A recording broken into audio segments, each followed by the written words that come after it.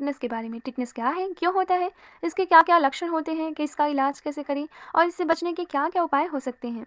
Tetanus एक गंभीर bacterial बीमारी है जो क्लॉस्ट्रीडियम टिटेनी नामक बैक्टीरिया के कारण होती है। यह बैक्टीरिया शरीर में किसी घाव के माध्यम से प्रवेश कर सकता है। इससे शरीर में एक तरह का जहर पैदा होता है जिससे शरीर की मांसपेशियों में सिकुड़न होने लगती है।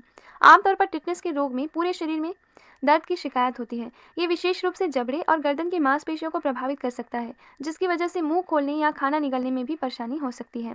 एक तरह से इसमें व्यक्ति का जबड़ा लॉक यानी कि स्थिर हो जाता है। यही वजह है कि इसे लॉक जॉ भी कहा जाता है। टिटनेस मुख्य रूप से 4 प्रकार के होते हैं। पहला है जनरलाइज्ड टिटनेस। यह टिटनेस का सबसे सामान्य रूप है। लगभग 80% मामले जनरलाइज्ड टिटनेस के होते हैं।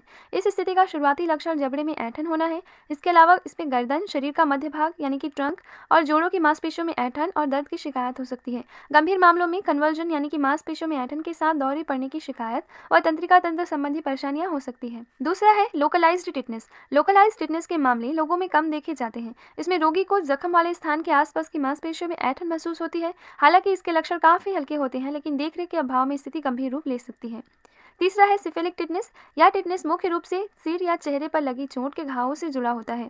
इसके लक्षण चोट लगने के 1 से 2 दिनों में दिखाई दे सकते हैं। यह जनरलाइज्ड टिटनेस से थोड़ा विपरीत होता है। इसमें मांसपेशियों में ऐंठन के बजाय मस्तिष्क से निकलने वाली तंत्रिकाएं, जिन्हें क्रेनियल नर्व कहा जाता है, उनमें पैरालिसिस यानी कि लकवाग्रस्त होने जैसी समस्या होने लगती है। कुछ मामलों में जबड़े की मांसपेशियों में भी ऐंठन हो सकती है। यह भी आगे जाकर जनरलाइज्ड टिटनेस का रूप ले सकती है। चौथा है नियोनेटल टिटनेस। बच्चों में टिटनेस की समस्या को नियोनेटल टिटनेस के नाम से जाना जाता है। बच्चों में टिटनेस वैक्सीन न लगवाने या टीकाकरण की सारी डोजेज न दिलवाने पर बच्चों को इस संक्रमण की चपेट में आने की संभावना अधिक होती है। Symptoms of tetanus. टिटनेस के क्या क्या लक्षण हो सकते हैं? जैसे कि मैंने आपको पहले बताया कि टिटनेस बैक्टीरिया घाव के माध्यम से शरीर में प्रवेश करता है। इसके लक्षण नजर आने में कुछ दिन लग सकते हैं। टिटनेस के लक्षणों में शामिल है अचानक पेट व शरीर की अन्य मांसपेशियों में ऐंठन होना, पूरे शरीर में अकड़न महसूस होना, जबड़ों में ऐंठन और अकड़न, मुंह से लार टपकना, बुखार आना, ज्यादा पसीना आना, हाथों और पैरों में ऐंठन होना, चिड़चिड़ापन, निगलने में परेशानी, बार बार पेशाब लगना, बीपी यानी कि ब्लड प्रेशर बढ़ना, हृदय गति में परिवर्तन, सिर दर्द, दौरे आना आदि लक्षण शामिल हैं। चलिए अब इस बात पर चर्चा करते हैं कि टिटनेस आखिर किन किन कारणों से हो सकता है। शरीर में टिटनेस होने का मुख्य कारण है क्लॉस्ट्रीडियम टिटेनी नामक बैक्टीरिया। यह बैक्टीरिया मिट्टी, धूल, खाद आदि में मौजूद होता है। जब कोई घाव इस बैक्टीरिया के संपर्क में आता है तो यह शरीर में संक्रमण का कारण बन सकता है। इसलिए धूल, मिट्टी, मल या थूक से घाव के दूषित होने से, किसी नुकीली वस्तु से सुई या कील द्वारा चोट लगने पर, जलने पर होने वाले घाव से टिटनेस का बैक्टीरिया शरीर में प्रवेश कर सकता है। पुराने घाव और इन्फेक्शन की सही देखभाल नहीं करने से या जंग लगी चीज़ों से चोट लगने पर भी टिटनेस हो सकता है। यहाँ तक कि दांतों में संक्रमण के जरिए और ऑपरेशन के दौरान लगाए गए चीरों के माध्यम से भी टिटनेस फैल सकता है।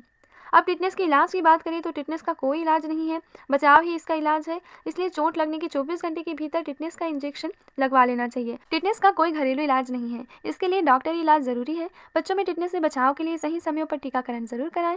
टिटनेस इन्फेक्शन से बचने के लिए घाव होने पर या चोट लगने पर घाव की तत्काल और अच्छी देखभाल जरूरी है। घाव, खरोच या त्वचा पर किसी प्रकार के मामूली कट होने पर भी प्राथमिक चिकित्सा में देरी ना करें।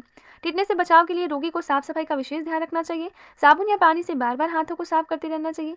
टिटनेस से बचाव के लिए टीकाकरण ना करवाया हो और गंभीर चोट लगी हो तो ऐसे मामलों में डॉक्टर संक्रमण को फैलने से रोकने के लिए दवाओं जैसे कि एंटीबायोटिक, पेन किलर्स और एंटी इन्फ्लामेटरी प्रिस्क्राइब कर सकते हैं।